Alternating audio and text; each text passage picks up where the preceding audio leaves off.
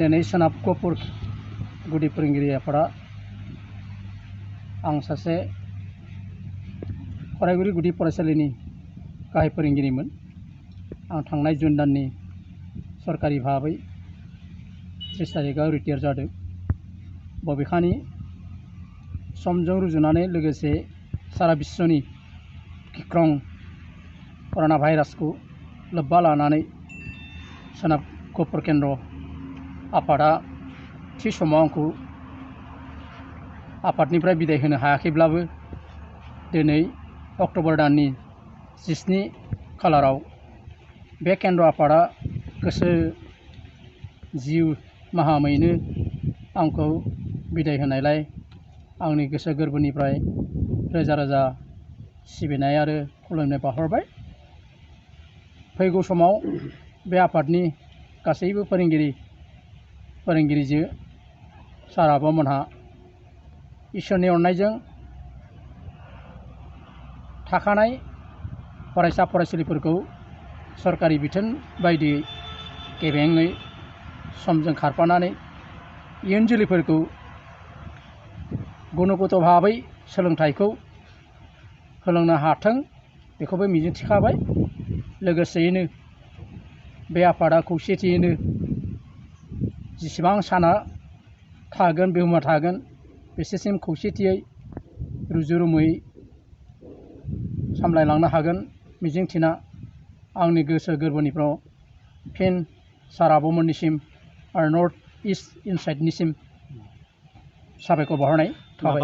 फरायसा फरायसुलिफोरनि रोंगौथि मोननाय सोलोंसाफोरनिसिम आंनि तरफनिफ्राय जाहाथे सार आब'मोनहा इयुनाव हरनो हागोन निस्सय खाबु दं आरो बे खाबुनि गेजेरजोंनो इयुन जोलै फरायसा फरायसुलिफोरा दावगानो हागोन होननानै मिजिंथिनाय थाबाय। बिसिम बरायग्रोनाय थाबाय। दा दिनै जोंनि बे सोनाब गहपुर फोरोंगिरि आफादा जोंनि केन्द्रजोंनो नांथाबनानै थानाय आन्थिराम ब्रह्म सारखौ जों थांनाय 2021 मायथाइनि 36 अक्ट'खालिनो बिथाङा आजिरा मोनदों। बै समावनो जोङो बिथांखौ नैबे दिनैनि सम्बर्धना एबा बराय मेलखौ खुंनो सानदोंमोन, नाथाय लकडाउन जाबाय थानायनि बेलायाव जोङो एसेसिम गोबाव दिनैसिम थानो गोनां जादों। जेयानो जायाथों जे जोङो बिथांखौ केन्द्रनि गोजायैब्लाबो गाजा गोमजा नङाब्लाबो जोङो फिसायैनो फोरोंगिरि हान्जाखौ गासैखौबो लानानै दिनैनि बिदाय मेलखौ खुंनाय जाबाय। बिथाङा सासे खोब गोसो गुदुं आरो आखा फाखा जेरावबो रोंखा राखा फोरोंगिरिमोन।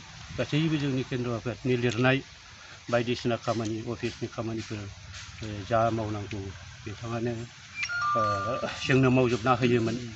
बिथांखौ जों खोब मोजां मोनोमोन। जियानो जायाथों दा दिनै जोङो बिथांखौ जोंनिफ्राय बिदाय लानाय समाव जोंहा गोबां खहा जानाय बादि जोङो मोननानै लादों। जियानो जायाथों बिथांनि जिउ सोलेरा इयुनाव मोजाङै मोजां सोलिलांनो हाथों बेखौ मिजिंथिनानै बिथांखौ जों बरायनाय जाबाय। गोजोन्थों। बिथांनि बिदाय मेलाखौ जाफुंसार खालामफैदों आरोखि आरो बिथांनि मोनसे बिहोमा थानायखाय बिथाङा सासे आबुंसार फोरोंगिरि होननानै बिथांखौ मान लाफैदों आरोखि।